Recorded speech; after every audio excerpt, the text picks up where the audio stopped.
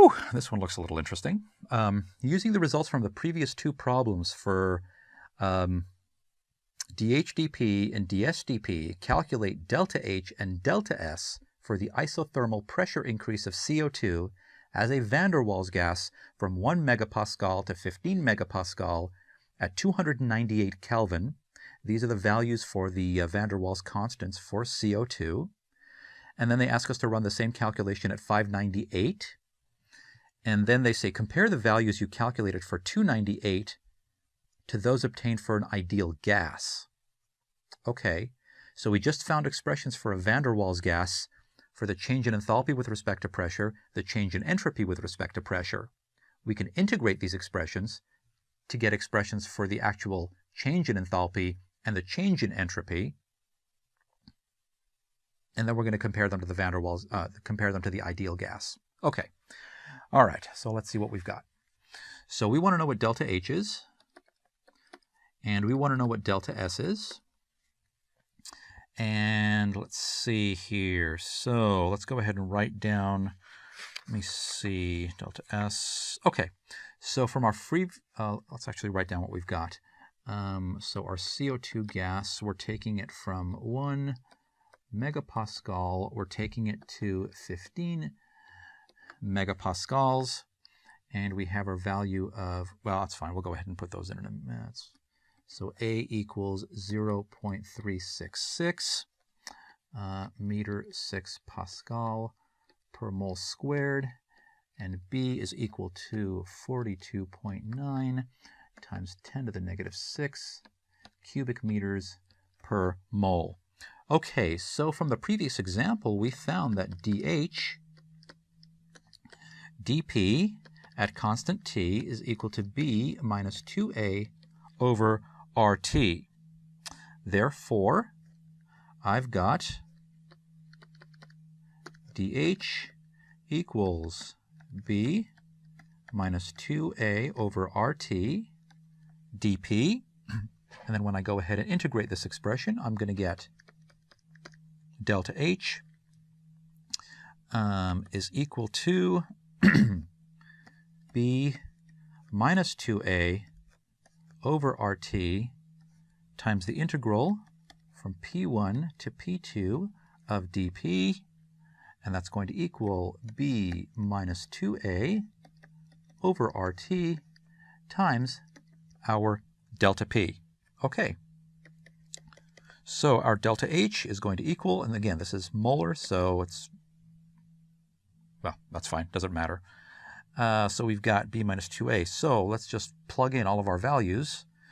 So we have B, which is going to be, we have 42.9 times 10 to the negative 6 minus 2 times 0.366 all over 8.314 times 298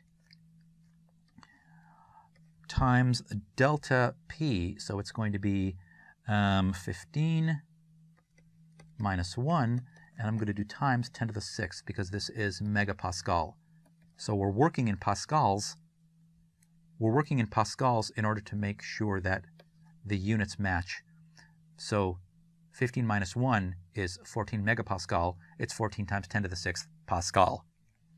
When I do this, I get a delta H of minus 3,536 joules per mole. That's all this line means, molar. There we go.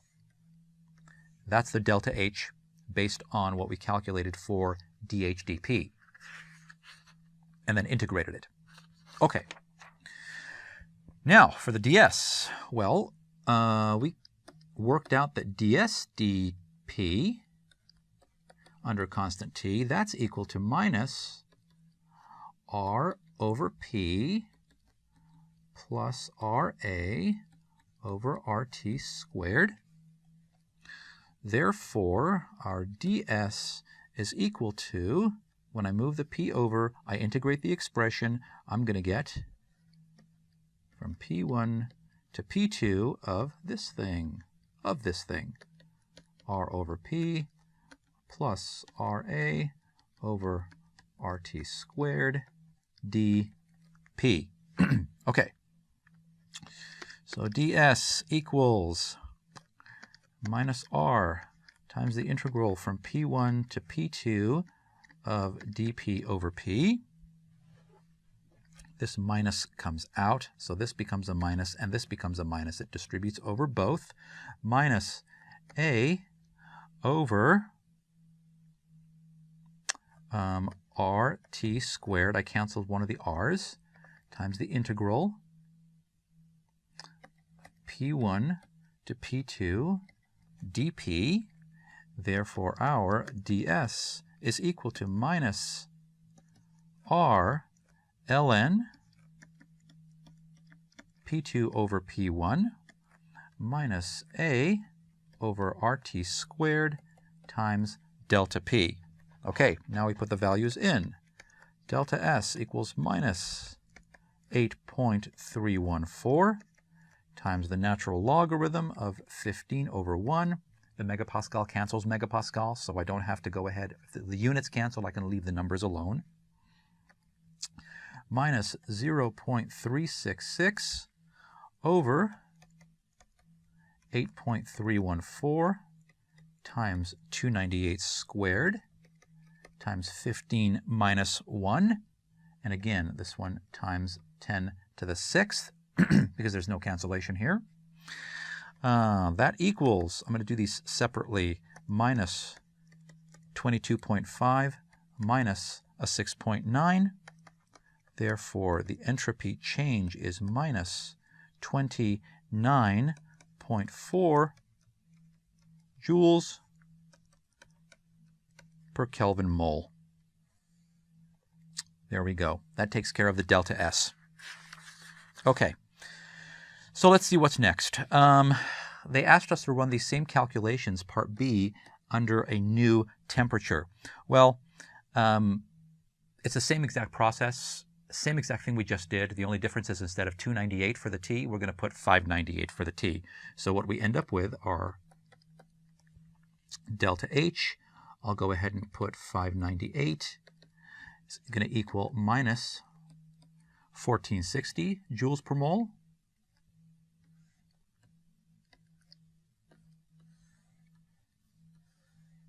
Okay, and the delta S is going to equal minus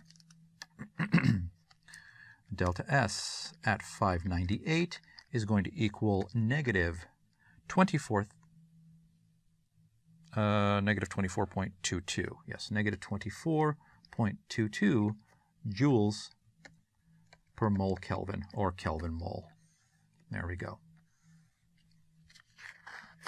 Okay, now let's go ahead and compare the two values. Well, let's see. C, they wanted us to compare the values for the ideal gas and the van der Waals gas. Okay. The delta S for the ideal gas, that's equal to minus R ln P2 over P1. That was the first term. Well, I'll get to it in just a second. It's minus 22.5 joules per Kelvin mole. Delta H for the ideal gas, that equals 0. And the reason it equals 0, because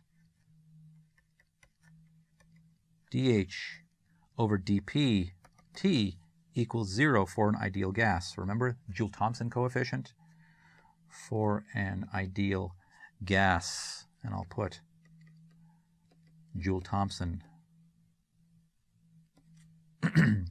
Now, in case you're wondering where this came from right here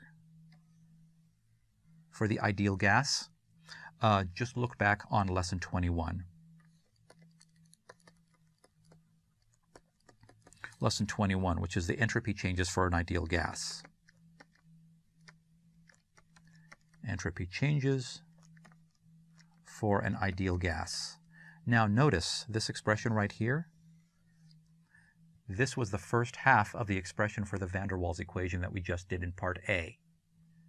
So the van der Waals expression, remember I did it in two, minus 22.5 minus another value.